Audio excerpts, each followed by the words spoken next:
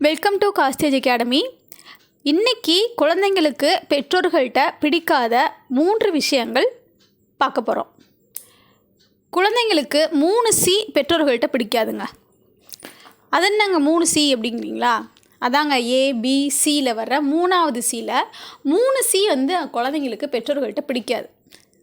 என்னங்க குழப்புறீங்கன்றீங்களா? வாங்க பார்க்கலாம். First C control.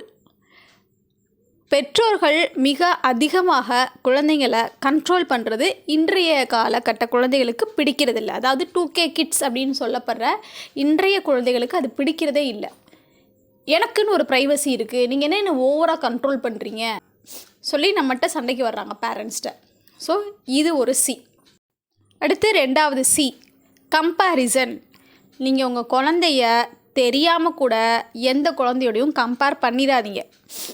நம்மளை கம்பேர் பண்ணி நம்ம பேரண்ட் வளர்த்த மாதிரி இன்றைய குழந்தைங்கள மற்றவங்கள கம்பேர் பண்ணி நம்மளால் வளர்க்கவே முடியாது. அவங்களுக்கு பயங்கரமாக கோவம் வரும்.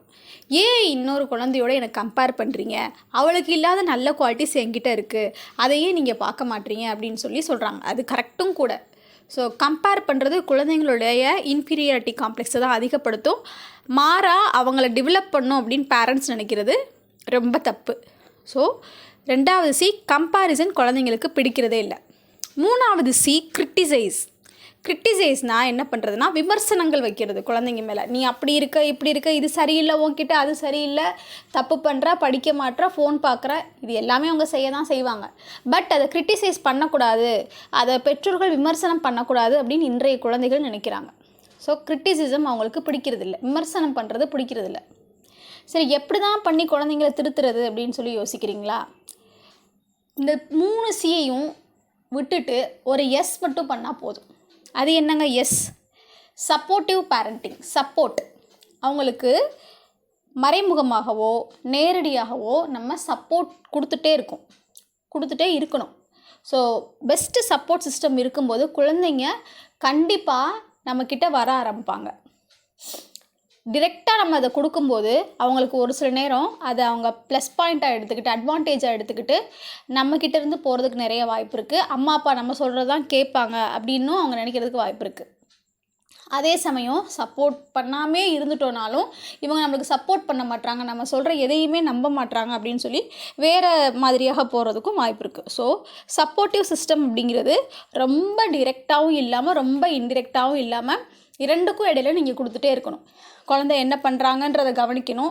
இப்போ உங்கள் குழந்தைக்கு எக்ஸாம்பிளுக்கு மேக்ஸ் வரலன்னு வச்சுக்கிறோம், பக்கத்தில் உட்காந்து சொல்லிக் கொடுங்க. பேசிக்ஸ்லேருந்து கொண்டு வாங்க குழந்தைங்களுக்கு. நீங்கள் பக்கத்தில் உட்காரிங்க அப்படின்னாலே குழந்தைங்களோட ரெஸ்பான்சிபிலிட்டி ரொம்பவே ஜாஸ்தியாயிரும். அம்மா நம்ம பக்கத்தில் உட்காந்து சொல்லிக் கொடுக்குறாங்க, அப்பா நம்ம பக்கத்தில் உட்காந்து சொல்லிக் கொடுக்குறாங்க அப்படின்னும் போது அவங்களுக்கு சரி அம்மா அப்பா நம்ம கூட இருக்காங்கன்ற அந்த மைண்ட் செட் வந்துச்சுனாலே ஓரளவு டெவலப் ஆக ஆரம்பிச்சிருவாங்க. இப்போ ஃபோன் பார்க்குறாங்க, அது உங்களுக்கு தெரியும், நைட்டில் ரொம்ப நேரம் ஃபோன் பார்க்குறாங்க அப்படின்னா ஸோ டைம் லிமிட் ஃபிக்ஸ் பண்ணுங்கள். நீ பாரு, நான் வேணான்னு சொல்லலை, டைம் ஃபிக்ஸ் பண்ணி எவ்வளோ நேரம் நீ பார்க்குற, 1 hour பார்க்குறியா, ½ hour பார்க்குறியான்னு டைம் ஃபிக்ஸ் பண்ணி அது முடிச்சோடனே நீ தூங்கிடணும் அப்படின்னு சொல்லி அந்த மாதிரி நீங்கள் சேஞ்ச் பண்ணுங்கள். அவங்களோட டைம் லிமிட்டை ஃபிக்ஸ் பண்ண ஆரம்பிச்சிட்டிங்கன்னா குழந்தை அதுக்கு செட் ஆக ஆரம்பிச்சிருவாங்க. இதுதான் சப்போர்ட்டிவ் பேரண்டிங் சிஸ்டம் அப்படின்னு சொல்கிறது.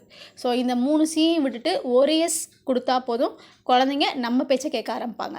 இன்னொரு நல்ல கான்செப்டோடு சந்திக்கலாம். நன்றி.